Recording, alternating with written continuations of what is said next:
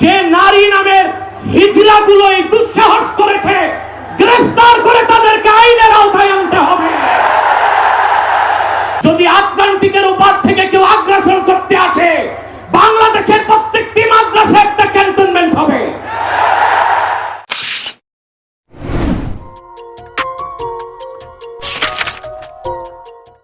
আজকের এই মহাসম্মেলনে আগত প্রতিটি মুমিন মুসলমানকে আমার হৃদয় নিংড়ানো ভালোবাসা, শুভেচ্ছা এবং অভিনন্দন। সম্মানিত সুধী, দুটো বিষয় প্রথমে আসে। একদিকে বিতর্কিত নারী সংস্কার কমিশন করে আমাদের অনুভূতিতে আঘাত দেওয়া হচ্ছে, আরেকদিকে মানবিক করিডোরের সিদ্ধান্ত নিয়ে স্বাধীনতার উপর আঘাত দেওয়া হচ্ছে। আমার মনে হয় বিতর্কিত নারী কমিশন করে আমাদের দৃষ্টি এদিক রেখে বর্তমানে মার্কিন যুক্তরাষ্ট্রের সাথে বাংলাদেশের স্বাধীনতা বিক্রির সওদাবাজি হচ্ছে কিনা সেটাও দেখতে হবে। হেফাজতে ইসলাম বাংলাদেশ শুধু দাবি করবে না, সকল মাসলাকের মানুষের পূর্ণ সমর্থন হেফাজতের প্রতি আছে, কারণ হেফাজত হচ্ছে বাংলাদেশে সর্ববৃহৎ ইসলামী অরাজনৈতিক সংগঠন। আজ আমি এই জনতার পক্ষ থেকে, বাংলাদেশের কোটি কোটি মুসলমানের পক্ষ থেকে হেফাজতের সম্মানিত আমিরের কাছে বলবো, হেফাজত রাজনীতিতে যাবে না, কিন্তু রাজনীতি নিয়ন্ত্রণ করতে হবে। 53 বছরের ইতিহাস আমাদের কলঙ্কিত। আলেম ওলামা, পীর মাশায়েখ আর মাদ্রাসা ছাত্রদের পবিত্র রক্তে পা রেখে তারা ক্ষমতায় যায়, আর ক্ষমতায় যে ইসলাম ও মুসলমানকে চ্যালেঞ্জ করে। এই সুযোগ আর দেওয়া হবে না। অনতি বিলম্বে বিতর্কিত নারী কমিশনের সমস্ত প্রস্তাব বাতিল করলেই হবে না। যে নারী নামের হিজড়াগুলো এই দুঃসাহস করেছে, গ্রেফতার করে তাদেরকে আইনের আওতায় আনতে হবে।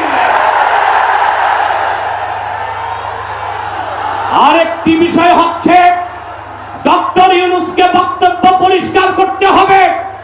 16 বছর ভারতীয় আধিপত্যবাদের বিরুদ্ধে আমরা রক্ত দিয়েছি। সর্বপ্রথম সকল প্রকার শিরক, কুফর, রামবাম, নাস্তিক আর ভারতীয় আধিপত্যবাদ ও ফ্যাসিবাদের বিরুদ্ধে রক্ত উৎসর্গ করেছে শাপলা চত্বরে হেফাজতের আলেম ওলামা কর্মীরা। সেই আন্দোলনের আগ্নেয়গিরিতে 5ই আগস্ট ছাত্র জনতা আগুন ধরিয়েছে শুধু। অতএব আলেম ওলামাকে বাদ দিয়ে কোনো সিদ্ধান্ত মেনে নেওয়া হবে না। ডক্টর ইউনূস সাহেব পরিষ্কার করুন, মানবিক করিডোরের নামে বাংলাদেশকে ইন্দো প্যাসিফিক অঞ্চলে যুদ্ধের দিকে ঠেলে দিবেন না। আমরা ভারতকে শায়েস্তা করেছি। যদি আটলান্টিকের ওপার থেকে কেউ আগ্রাসন করতে আসে, বাংলাদেশের প্রত্যেকটি মাদ্রাসা একটা ক্যান্টনমেন্ট হবে। সেনাবাহিনীর সাথে কাঁধে কাঁধ মিলিয়ে মাদ্রাসা ছাত্ররা দেশ রক্ষায় মাঠে নামবে। আগ্রাসী শক্তিকে বলে দিচ্ছি, আমার দেশের সবুজ লাল পতাকার দিকে যে চোখ তুলবে তার চোখ উপড়ে দেওয়া হবে। আমার বাংলার কোন 1 ইঞ্চি মাটিতে আগ্রাসনের থাবা বসালে সেই কালো হাত ভেঙে দেওয়া হবে। বিদায় লগ্নে আরো 3টি দাবি আমাদের পক্ষ থেকে। ব্লাসফেমি আইন করতে হবে, freedom of expression, freedom of speech. বাক স্বাধীনতার নামে ইসলাম বিরোধিতা যেই করবে তাকে আইনের আওতায় আনতে হবে। আমার দেশে অসংখ্য আলেম ওলামা, নিরীহ মানুষকে জঙ্গি তকমা দিয়ে কারাগারে রাখা হয়েছে। যদি বাবর সাহেব মুক্তি পায়, তাহলে যে সমস্ত আলেম ওলামা জঙ্গির মামলায় ভিতরে, তারা কেন মুক্তি পাবে না?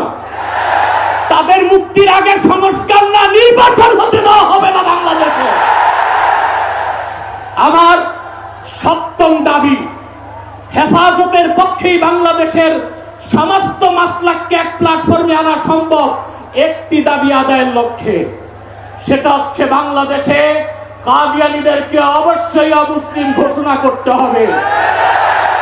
হেফাজত যদি ডাক দেয়, তাহরিকে খাতমে নবুয়্বত সারা বাংলাদেশের মাসলাক আসবে।